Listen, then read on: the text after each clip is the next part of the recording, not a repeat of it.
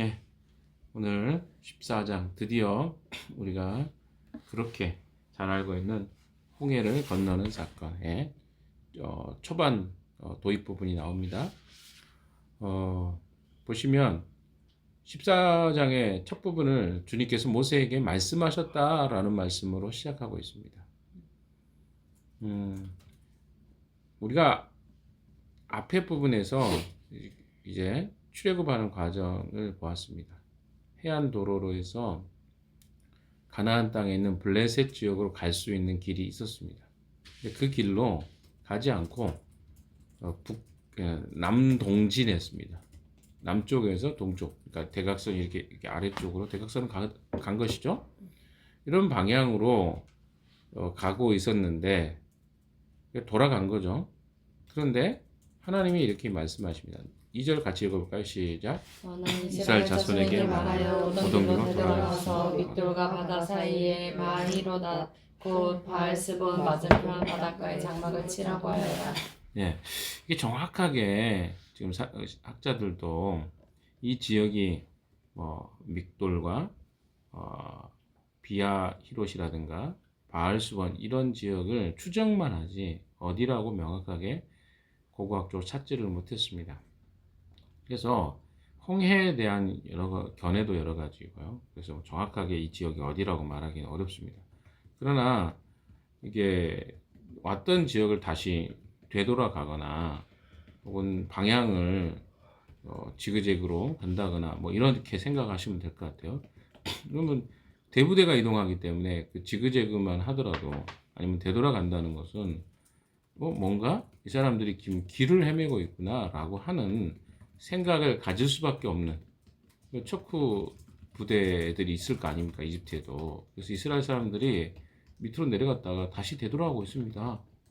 길을 몰라서 지금 그러고 있다라고 착각할 만큼 상황이 벌어진 것이죠. 하나님이 그렇게 하라고 이야기를 하십니다. 3절에 그것을 이제 지적하시죠. 그러면 바로는 이스라엘 자손이 막막한 광야에 갇혀서 아직 이 땅을 헤매고 있을 것이라고 생각할 것이다. 너무 정확하게 하나님이 그것을 알고 계셨습니다. 그러면 여기서 생각을 해봐야 되겠죠.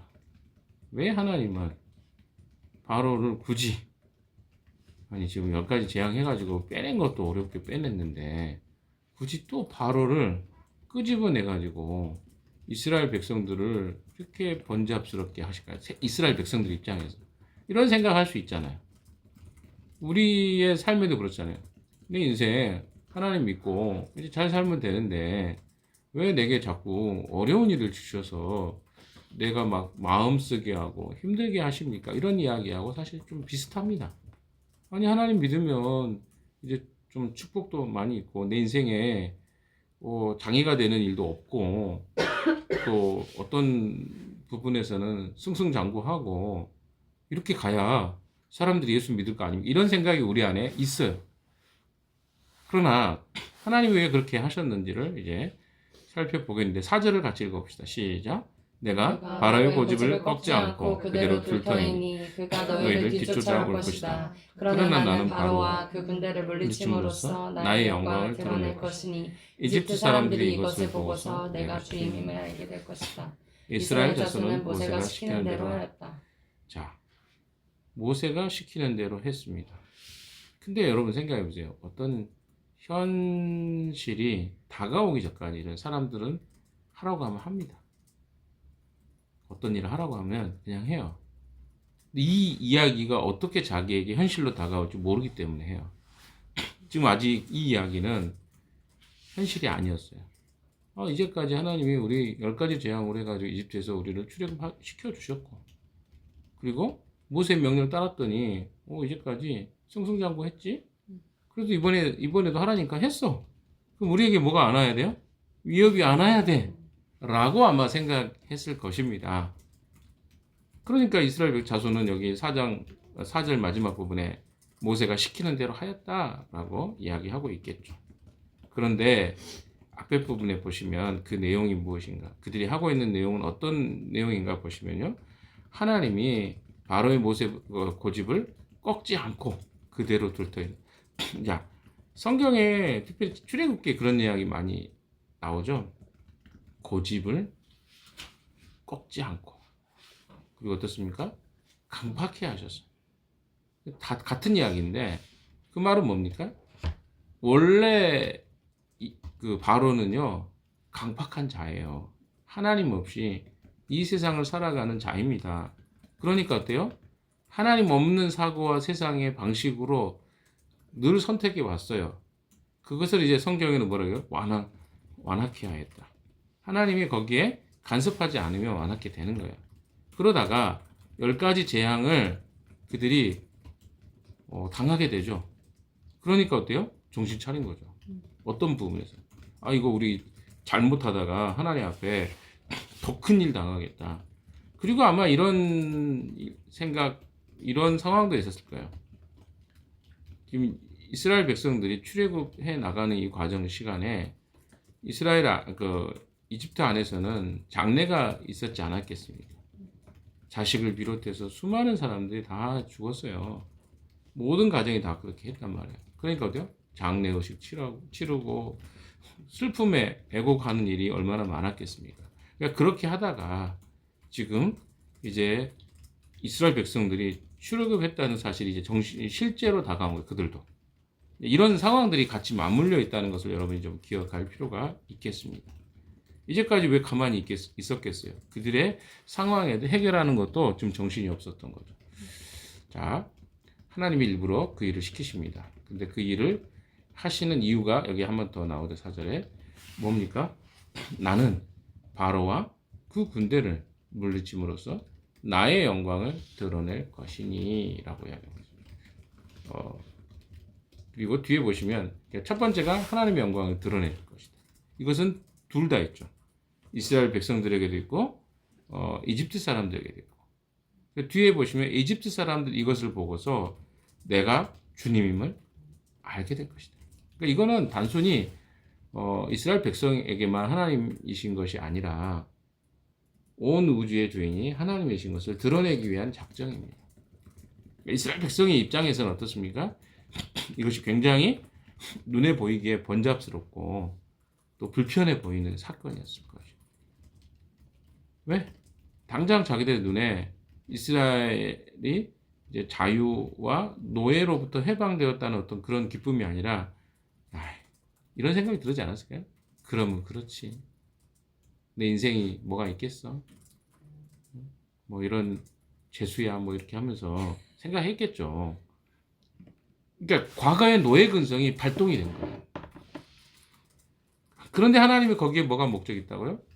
두 가지 목적이 있네요. 하나님은 자기 백성들에게 하나님의 영광을 드러내는 것과 또 하나는 이집트 사람들에게 하나님이 세상의 주인이신 것을 드러내는 것이 이 사건의 목적이었다고 4절에 이야기하고 있는 것입니다.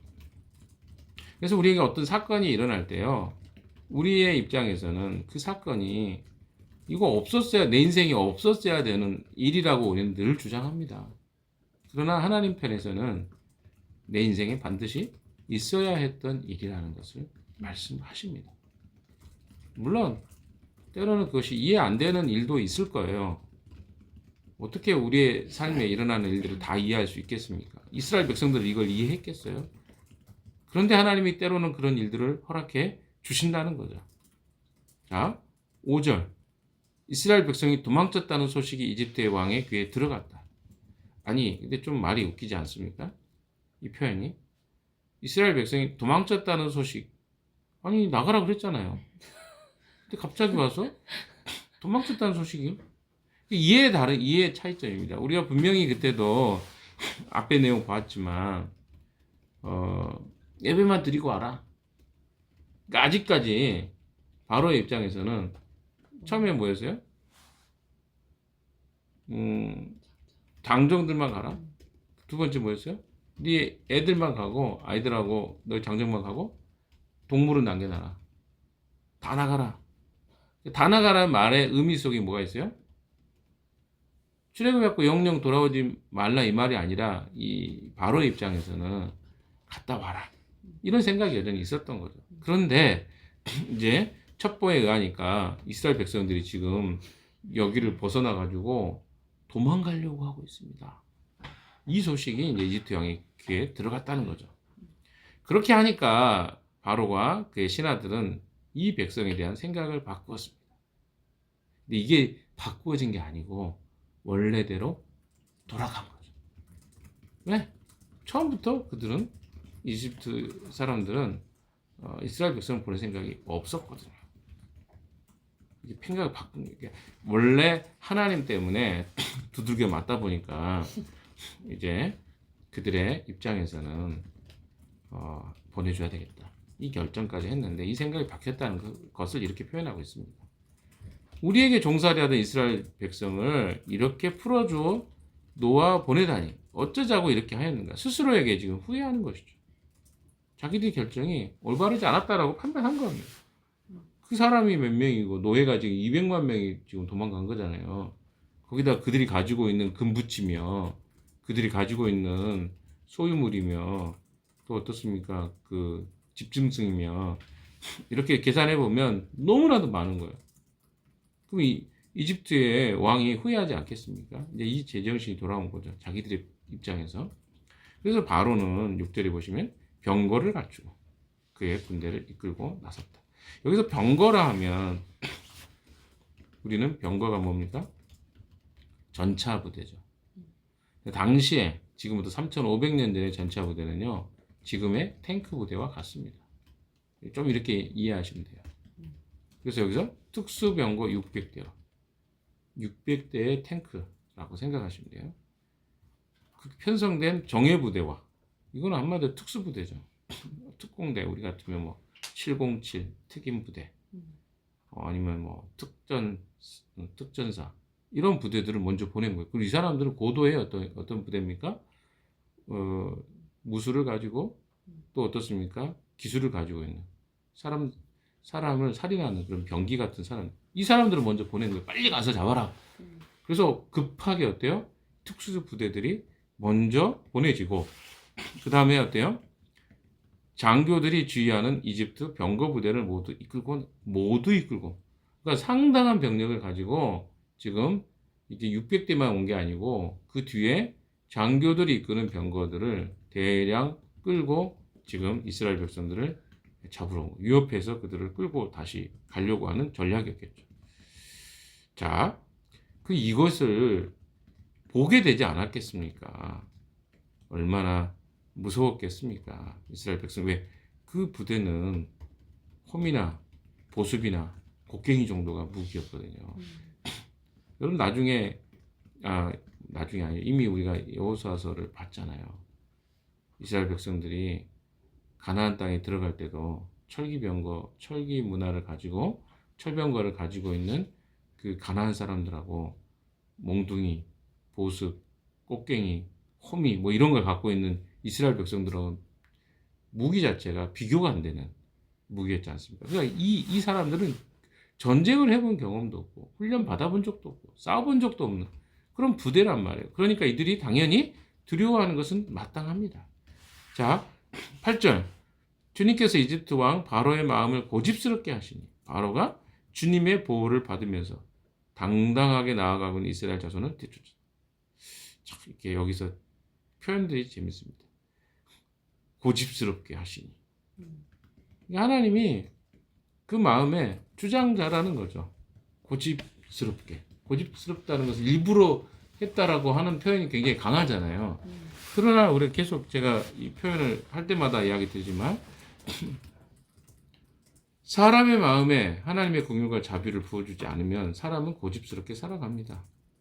고집스러운 것이 그러니까 그 가치관 형성이죠. 제가 견고한 진 뭐 이런 이야기 많이 했지만 견고한 진이 형성되어 있는 사람들이 자기의 세상의 가치와 방식으로 살아가도록 내버려 두면 고집스럽게 행동합니다. 그래서 바로가 누구를? 주님의 보호를 받으면서 당당하게 나아가고 있는 이스라엘 자손은 저는 이런 표현을 아마 세번역에서 했을 것 같아요.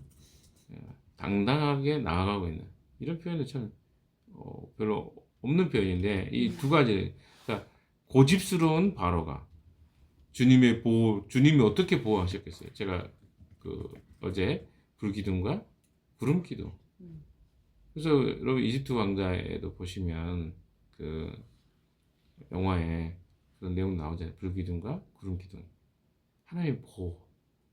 그러니까 이스라엘 백성을 쫓아오는 그 바로의 군대를 하나님이 보호하시고 막으시는 그 장면을 생각해 보세요. 그러면 어떻게 해야 돼요, 이스라엘 백성들은? 여기 나오 당당하게 이렇게 표현하고 있잖아요. 당당하게 나아가. 사실 실제 그들은 당당하지는 않았던 것 같아요. 노예 근성이 여전히 남아 있었고, 그럼에도 불구하고 성경은 그들을 이렇게 표현합니다. 당당하게 나아가고 있는 이스라엘 자손을 뒤쫓았다. 9절 같이 읽읍시다. 시작. 마침내 바로의 모든 병거와 기마와 그의 그의 기병과 보병으로 구성된 이집트 군대가 이스라엘 백성을 추격하여 그들이 지내치고 있는 비하히로 근처 바알스본 맞은편 바닷가에 이르렀다. 바닷가 쪽까지 이르게 된 거죠. 근데 이게 병거가 오는 소리와 이게 들릴 정도면 굉장히 가까이 접근했다는 사실을 알게 됩니다. 갑자기 쳐들어온 거예요. 예상치 못하게. 그들은 다 걸었단 말이에요. 뭐 걷거나 노약자들 같은 경우는 아마 수레를 타거나 이 정도밖에 없었단 말이에요. 그러니까 얼마나 그 걸음걸이가 늦었겠어요. 그런데 그 병거는 얼마나 최신식 무기 아닙니까? 빠르게 진입했겠죠. 그러니까 어때요? 10절에 바로가 다가오고 있었다. 이스라엘 자손이 고개를 들어보니 이집트 사람들이 그들을 추격하여 오고 있었다. 이스라엘 자손은 크게 두려워하며 주님께 부르짖었다. 여기 동사들이 많이, 동사와 형용사가 주목해 보십시오. 다가오고 있었다. 그렇죠? 들고 보니, 고개를 들고 보니 추격하여 오고 있었다. 다가오고 고개를 들어서 보니 추격하고 있었다. 두려워하며 주님께 부르짖었다. 두려움이 확 생기죠. 우리는 시각적인 것으로 항상 우리는 두려움을 느낍니다. 왜? 보니까 두려운 거예요. 우리의 눈은 늘 뭐예요? 세상의 것이 먼저 보입니다. 하나님의 것보다. 그래서 세상을 바라보는 우리의 눈 때문에 늘 우리는 두려움을 느끼는 거죠. 때로는 우리는 어떻게 해야 돼요? 고개를 들어보고 눈을 들기보다 무엇을 먼저 들어야 될까요? 우리 믿음의 눈을 들어야 되는데 믿음의 눈은 항상 뒤에 따라옵니다. 그래서 고개를 들고 우리의 눈을 들면 두려움이 먼저 보이는 것이죠. 근데 주님께 부르짖었다. 그래 좋습니다. 주님께 부르짖는 거 좋아요. 그런데 어떻습니까? 이 부르짖음이 어떤 부르짖음입니까? 원망하는 부르짖음이다. 주님 도와주세요. 이렇게 해야 되는데 11절에 나오는 이야기 한번 보세요. 11절, 12절 같이 읽겠습니다. 시작. 그들은 모세를 원망하며 말하였다. 이집트에는 묘자리가 없어서 우리를 이 광야에다 끌어내어 죽이려는 것입니까? 우리를 이집트에서 끌어내어 여기서 이런 일을 당하게 하다니 왜 우리를 이렇게 만드십니까? 이집트에 있을 때 우리가 이미 당신에게 말하지 않았습니까? 광야에 나가서 죽는 것보다 이집트 사람을 섬기는 것이 더 나으니 우리가 이집트 사람을 섬기게 그대로 내버려두라고 하지 않았습니까? 자, 11절 12절을 보시면요. 이들이 얼마나 처참한 사람들인지가 그대로 드러납니다. 원망하는 것이 그들의 주특기였어요. 첫 번째 원망이 나오죠. 무슨 원망입니까? 우리가 뭐 그런 이야기, 지질이 복도 없는 것이 막 이렇게 하는 거 똑같아요. 이집트 몇 자리가 없어서 우리를 광야에다 끌어내어 가지고 죽이려고 합니까? 내가 이야기했죠. 우리가 차라리 광야에 나가 죽는 것보다 여기서 죽는 게 낫다고. 우리가 그 말 했어 안 했어 막 이러면서 이게 지금 모세와 하나님 원망하는 거예요. 내버려 두라고 말하지 않았습니까? 완전히 노예 근성에 지금 찌들어 있는 거죠. 13절 봅시다. 모세가 백성에게 대답하였다. 두려워하지 마십시오. 당신들은 가만히 서서 주님께서 오늘 당신들을 어떻게 구원하시는지 보기만 하십시오. 당신들이 오늘 보는 이 이집트 사람은 다시는 볼 수 없을 것입니다. 주님께서 당신들을 구하여 주시려고 싸우실 것이니 당신들은 진정하십시오. 자, 모세는요 이제 조금 어때요? 하나님 편에서 시각 똑같은 마치 가나안 땅의 가데스 바네아에서 12정탐꾼을 보냈던 것과 같은, 대다수의 많은 사람들은 원망하지만 두 정탐꾼은 믿음의 눈으로 그 상황을 바라봅니다. 수많은 사람들 중에 모세는 믿음으로 이 상황을 바라보고 있었습니다. 그래서 믿음의 반대어 같죠. 두려워하지 마십시오. 여러분이 두려움을 느끼고 있다는 건요, 내가 믿음으로 보고 있지 않다는 것을 여러분 아시죠. 그래서 두려움이 느껴지십니까? 여러분 두려움 감정이 뭔지도 잘 모르는 사람도 있는 것 같아요. 두려움이 느껴지는 것도 모르는 것 같아요. 되게 병이에요, 그것도. 왜냐하면 우리가 정서적인 어떤 부분에서 이 센서티브 하잖아요. 그럼 거기에 믿음과 지금 반대대로 되게 내가 지금 반응하고 있다는 걸 인식해야 되는데, 두려움이 느껴지면서도 불구하고 자기가 믿음으로 지금 내가 반응하지 않고 있다는 사실을 인지하지 못하는 사람이 있다는 거죠. 근데 분명한 것은 두려움은 이미 내가 믿음으로 어떤 상황을 바라보고 있지 않다는 표징입니다. 그래서 내가 지금 두렵습니까? 그러면 믿음으로 지금 하나님을 의지하고 있지 않는 거예요. 모세는요, 두려워하지 말라고 이야기합니다. 그래서 뭐라고 합니까? 이제는 너희는 가만히 서서, 이 찬양 있잖아요. 너희는 가만히, 주가 하나님 됨 볼지어다. 뭐 이 찬양이 이 배경이잖아요. 노래를 불러줄 수는 없고, 이 아침에. 그래서 주님께서 오늘 당신들을 어떻게 구원하시는, 지켜보기만 하면 됩니다. 그러니까 뭐예요? 두려워하지 말고 해야 될 일이 뭐예요? 지켜보라. 그리고 어떻습니까? 하나님이 싸우시는 거죠. 이게 지금 오늘 핵심이에요. 여러분, 우리의 삶이에요. 오늘 결론입니다. 우리 삶에 두려움이라는 것은요, 신약에도 그러잖아요. 두려워하는 마음은 하나님이 주신 마음이 아니요, 하나님이 주시는 마음은 무엇입니다? 사랑과 근면, 그렇죠? 하는 마음이다. 이 말씀을 주님 주시잖아요. 우리에게 돌아보게 하고 우리 자신을 성찰하게 하고 하나님이 주시는 그 생각들을 붙잡아야 되는데, 우리는 무엇에 주로 붙잡혀 삽니까? 현실을 바라보는 근심과 두려움이 우리 마음에 가득할 때가 있습니다. 그때가 믿음을 요청하는 기도를 해야 될 때입니다. 하나님이 일하시는 것을 보아야 될 때입니다. 두려울 때. 근데 우리는 잘 그것을 구별하지 않고 두려움에 휩싸여 살 때가 얼마나 많습니까?